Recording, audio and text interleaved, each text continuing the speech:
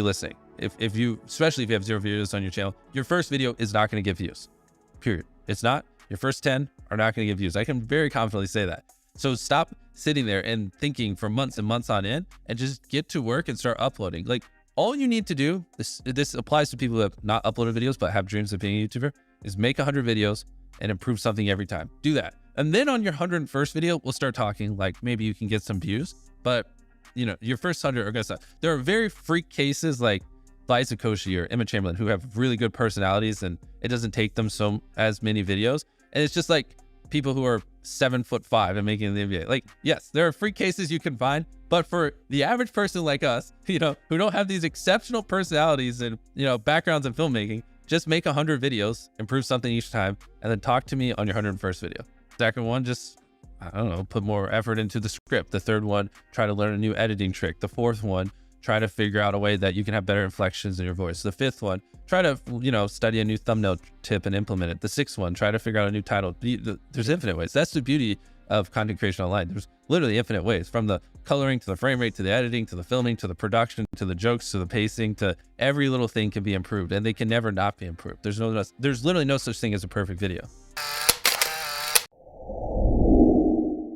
Or like an artist saying, I don't know what my masterpiece is going to be, therefore I'm not going to hold a paintbrush. It's totally okay for your niche to emerge over time. Yes, you can take a very calculating route and plot it out in advance and be like, okay, this is my path. Or you can do what I recommend, which is just start making videos on YouTube about whatever you enjoy, whatever you want. If I were starting on YouTube, I wouldn't really worry about the niche thing. I just think, you know what, let me make videos about the things that I enjoy, maybe some close-up magic because I'm not a total loser. Maybe like iPhones, maybe like, you know, my favorite pen, maybe like, you know, tips of getting started on YouTube, maybe life as a medical student, maybe like whatever experiences in my life that I enjoy talking about and that I think I could teach on the internet.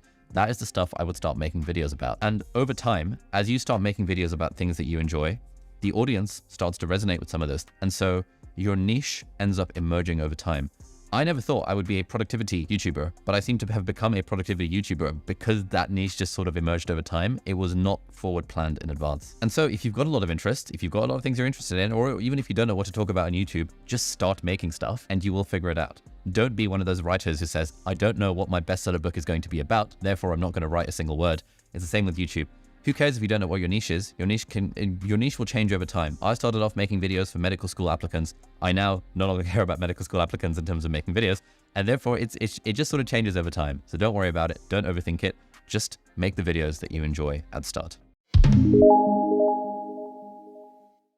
This is super lucky that the videos that I know will do well are the most interesting to me also because they're about probably a piece of tech that is so cool that I want to check it out anyway, right? So on one half, it's like, what videos will do well? It's the hottest gadgets, the most impressive new things that people haven't seen before, collaborations with really cool, interesting people. Those I know before we make them are like, oh, those are going to do pretty well. And then on the other half is, what do I want to do? And sometimes it's, well, I want to check out this gadget. This seems pretty cool. Oh, I kind of want to talk to this person. They seem really interesting to talk to. And suddenly like they're like meshing together and it's kind of the same pool of things. So often, again, it's like, I don't have that much pressure to like, I'm not into this video, but I'm going to do it anyway because I know it'll get a lot of views. That doesn't happen too often for me because if I know it's going to get a lot of views, why is that going to get a lot of views? Because it's a really interesting piece of tech. Oh, okay. So I'm in.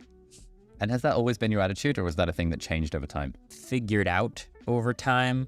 I know that there are videos that I make that aren't going to blow up like the ones that are the most popular gadgets, but I still want to share them because I still think they're cool. And I think if I can make the video in a way that actually shows why I'm so interested in it, then it will eventually be interesting to people and will catch on. So I think that's something I sort of learned probably in the second half of making videos, which is that, yeah, we can sort of justify pretty much any video we want to make.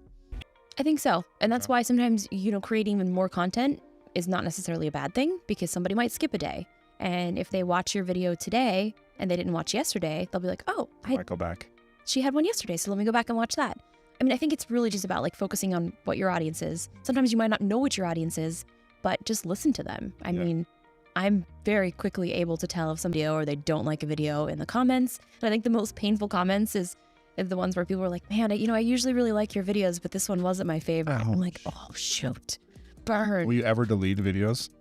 No, I mean, I've definitely set some to private, mostly because it was just like announcement videos. Sure, yeah. So it's like, you don't want it up there afterwards. Yeah, it's like, hey, the come. meetup's over. Yeah, come meet me here. Well, that was like a week ago, so no. Right, okay. Even small YouTube channels can lead to big opportunities. That people make a mistake of is they're too focused on vanity metrics. And so we think, and we have mistakenly defined success on YouTube as you got to get a silver play button, you got to get a gold play button. It's about getting as many views as possible. And I believe that's a flawed definition of success.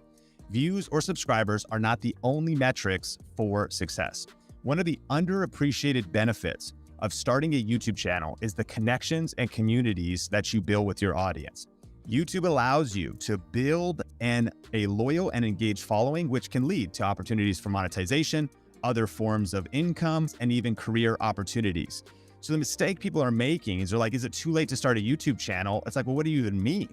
Like, is it too late to start a viral YouTube channel? Well, why do you even need to go viral? What if you have a different business model? What if you get a promotion at your job? What if it leads to that next connection or that next partner? What if it leads to your future spouse? Like, there's a lot of opportunities that could come from starting a YouTube channel. And so, I just want to present you the data that possibly defining it just by subscribers or vanity metrics is a limited, if not completely flawed, definition of success.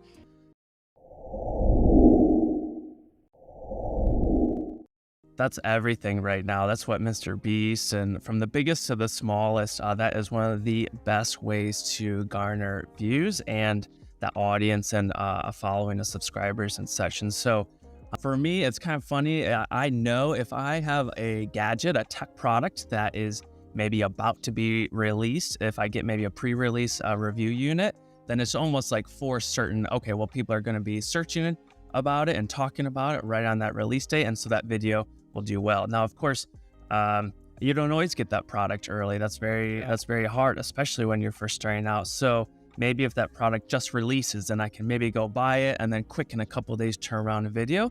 That will often do well. Another thing is seeing that wave or that trend, the virality of something before it hits. I was on that wave right before it started to take off.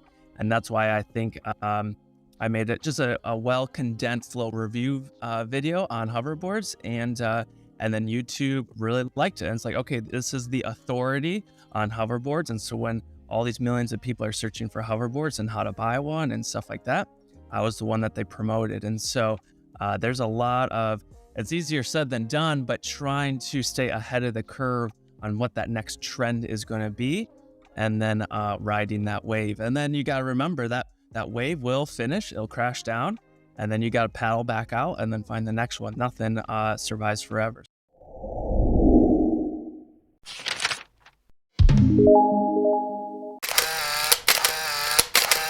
Today it's never going to work. And, like I talked to Jimmy, MrBeast, about this a lot. And that guy spent 7 years making videos before he had one that broke 1,000 views or something extraordinary like that. And now he's doing 1 billion views a month.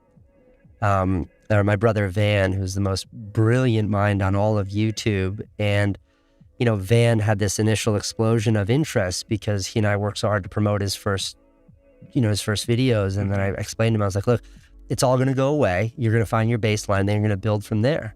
And he's been consistently uploading for a year, making the best work he can make. And now he's really building out what is going to be a successful long-term career, making videos and putting them on the internet. Extremely unsexy. It's extremely uninteresting, and no one wants to hear that it takes time, but it takes time. And I think if it's something that, especially if you're young and just getting into this, you don't want to invest. But patience is really the most undervalued aspect of succeeding in the world of media today. You have all the agency in the world. You don't need anything from anyone. But if you're not willing to commit the time to it, you're never going to find that success.